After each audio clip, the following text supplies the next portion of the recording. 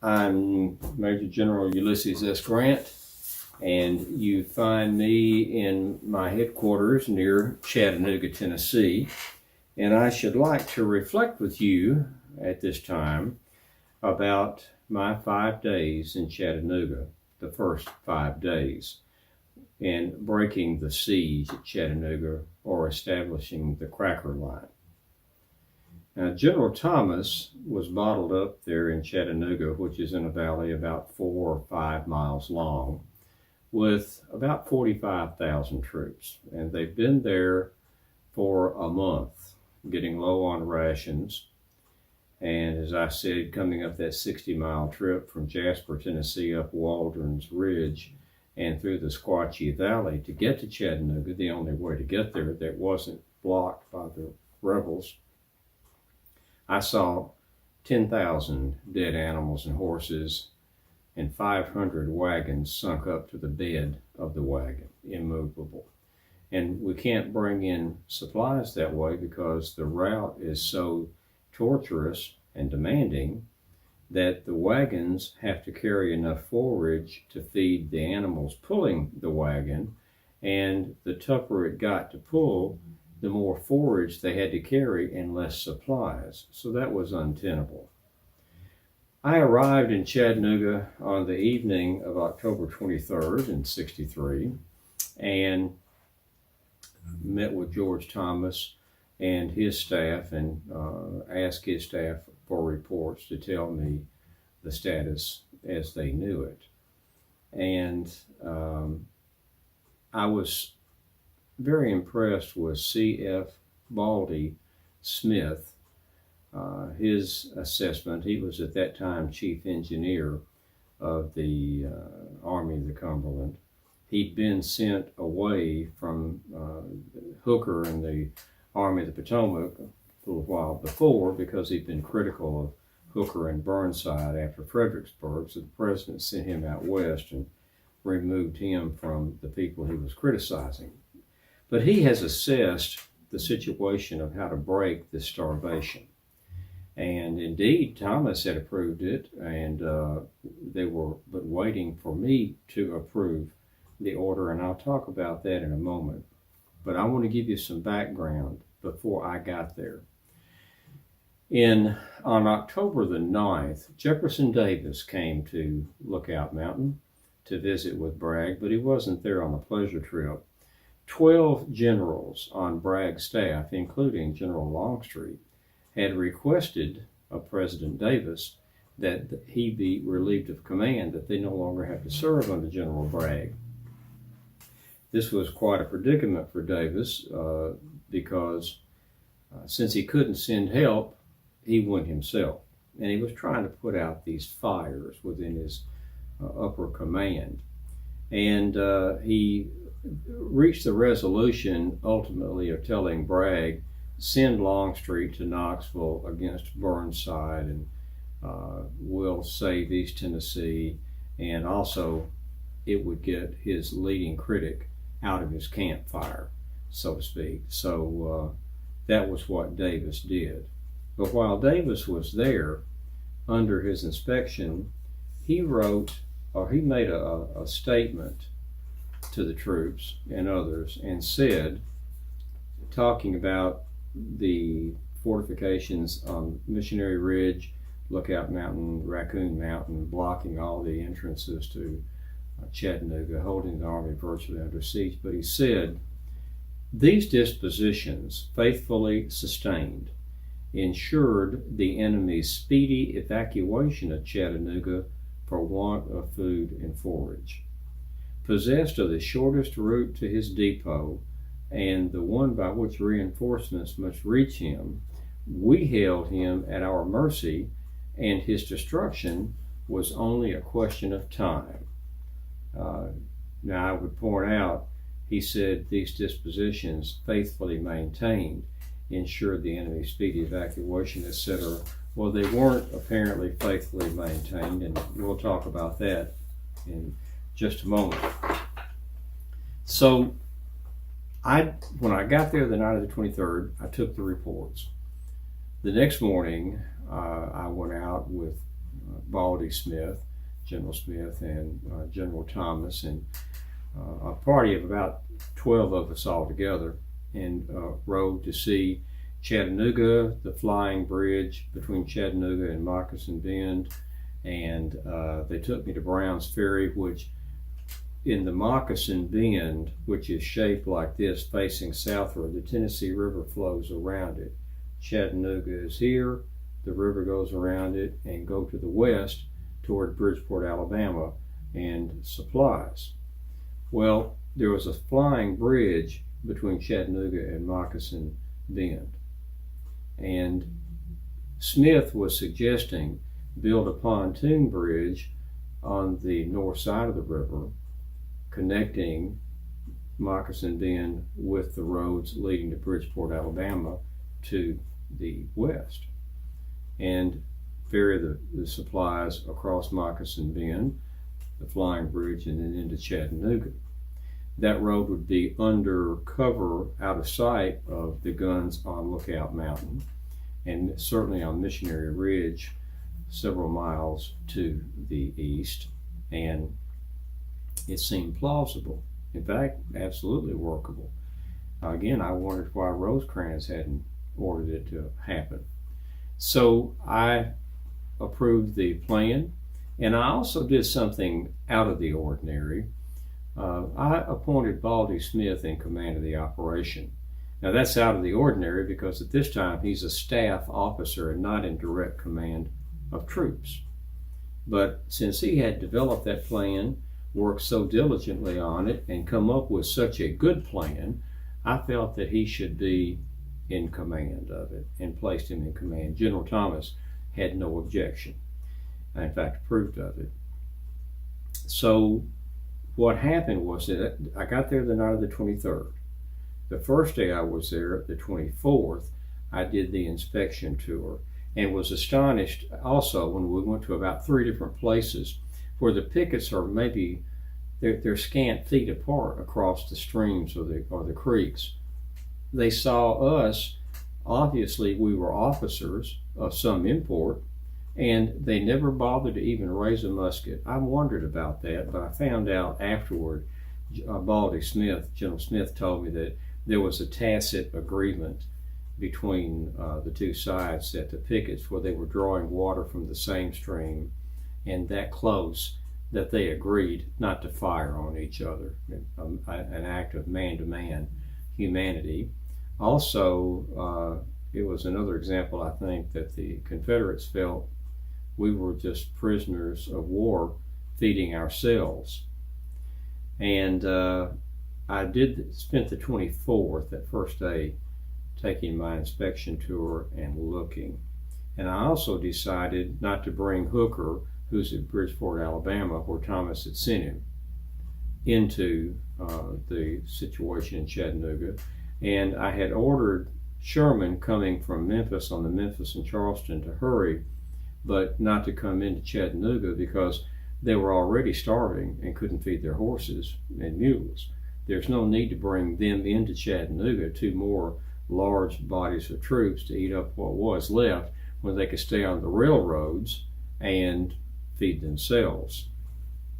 But there's more for Hooker to do. I issued the orders on the afternoon of the 24th, October 24th, that this was to take place, begin on the 26th. So there was the 25th of October to get prepared, get in place, and that involved the forces of General Hooker, General Palmer, Generals Ord and Geary, and General Hazen and General Baldy Smith. And all these parts were to work like this.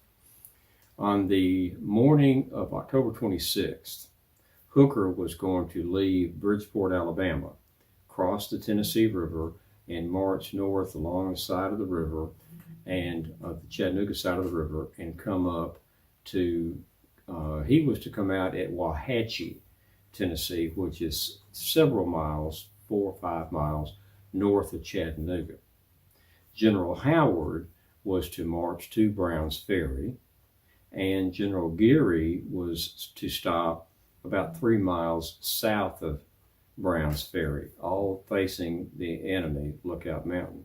Because as you're in Chattanooga, Missionary looking south in that 4 or 5 mile long valley, Missionary Ridge is to the left, to the east, about 400 or 500 feet high, running 7 miles.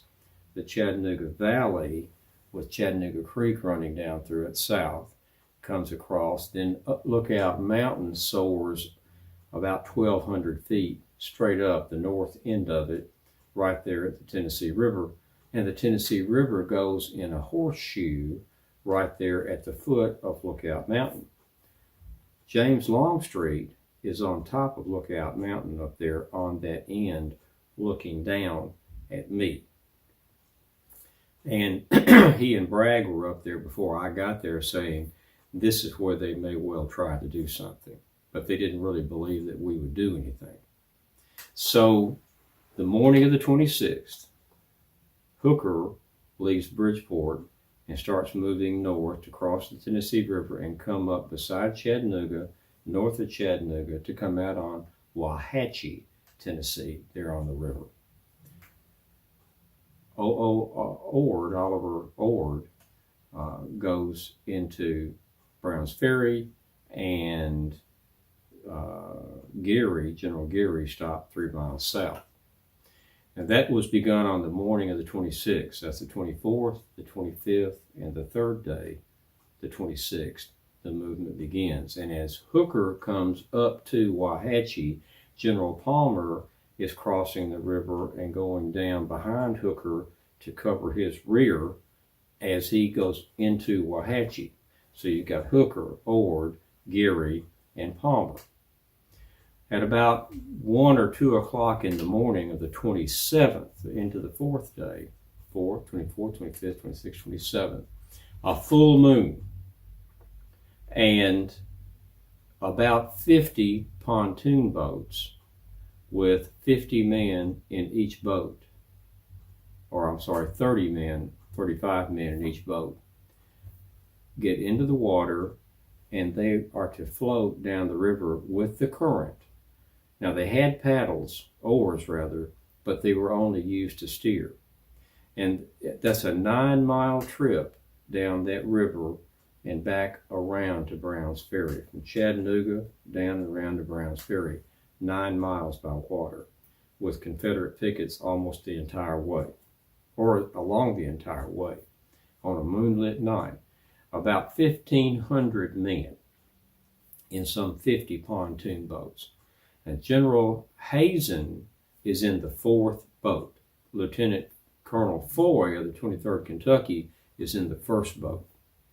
But they're floating past the Confederate pickets, a number of them, on a moonlit night. But about 3, the moon went down and a heavy fog, it cooled off, and a fog obscured the water. So they had some concealment. But the men talked about hearing the conversations of the Confederate pickets. One man talked about watching 2 Confederate soldiers sitting on a log facing each other while one taught the other how to whistle a tune, a particular tune. Now they were that close, but they slid by 1,500 men, slid by them on the water, just the current pulling them. The same time they left in the boats, Baldy Smith left Chattanooga with the remainder of the 4,000 men assigned to this effort, about 1,500 men, or 2,500 men rather, and he takes his 2,500 men and crosses the Flying Bridge, which is a pontoon bridge of sorts. The Flying Bridge had to open to let Hazen's 50 or so pontoon boats go through and then close. Smith comes across the Flying Bridge and starts to march across Moccasin Bend to get to Brown's Ferry. When Hazen's troops get around, the shock troops, so to speak, get around the river and get to Brown's Ferry. At about 5 a.m. on the 28th, the lead boat got to the water, the Brown's Ferry rather, leapt in the water. Confederate pickets sounded the alarm. There was a pretty sharp fight right there at first, and then they surrendered. There were 6 men killed and 32 casualties. in securing that beach there, the riverbank at Browns Ferry. And at the same time that they secured that east side of the river, Baldy Smith's 2,500 men came up, and they had all carried building material and axes and so forth. The pontoon boats that Hazen's men had come around and gotten to Browns Ferry were then used as the pontoon bridge base, and Hazen's men were building the pontoon bridge as the men were, or Smith's men were building the pontoon bridge, as Hazen's men were securing the pickets and clearing a beachhead of sorts to get into the valley between Lookout Mountain and Raccoon Creek, a Raccoon Mountain. By 10 o'clock, the bridge was built and men and supplies were moving across the pontoon bridge. So supplies could go across the pontoon bridge at Browns Ferry, across Moccasin Bend, and then cross the flying bridge into Chattanooga, Tennessee. So the Cracker Line, by the evening, by 10 o'clock in the morning on the 27th, was established. Now, the afternoon of the 28th, the next day, Hooker came out of the woods, so to speak, and emerged at Wauhatchie, Tennessee, and secured that. So he's at Wauhatchie. Howard rather, had gone to Browns Ferry, and Geary is 3 miles south. Now, when this came to light to the Confederates, they were very disturbed. Bragg ordered Longstreet to attack Geary there near Wauhatchie. And Longstreet, uncharacteristically of him, sent a division of troops, or a brigade of troops, under a colonel, and it was a half-hearted assault. About 3 o'clock in the morning, by the time they were able to hit the Federal troops, pretty sharp fight erupted there in the dark, and no one could see anyone else except muzzle flashes. But they were beaten back, and by daylight, Longstreet's half-hearted attempt at taking back Browns Ferry was back up on the mountain, and Longstreet's men had gone back to their ledge on Lookout Mountain. But not only was it one of the rare night fights of the war so far, but Hooker's teamsters. Now, Hooker had come down from the Army of the Potomac, and he had thousands of horses and mules that were absolutely critical because they were fresh. All the horses and mules in the Army of the Cumberland were dead or dying on their feet. Couldn't even pull an artillery wagon or cannon. But Hooker's horses and mules are all fresh. They hadn't had that hard service. Well, in the night fight, the teamsters apparently became frightened, and they abandoned the mules. The mules, without tending, broke loose. They panicked with all the gunfire and fighting, and they panicked and stampeded. Now, for our benefit, they stampeded toward Longstreet's troops. The Confederate troops thought they were being attacked by Federal cavalry, and they bolted and ran and assisted in our securing the Wauhatchie area for Federal troops. Most unusual and a bit funny.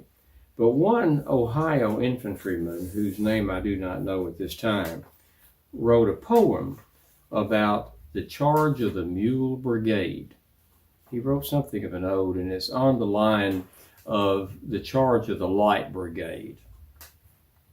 And he wrote, half a mile, half a mile, half a mile onward, right toward the Georgia troops.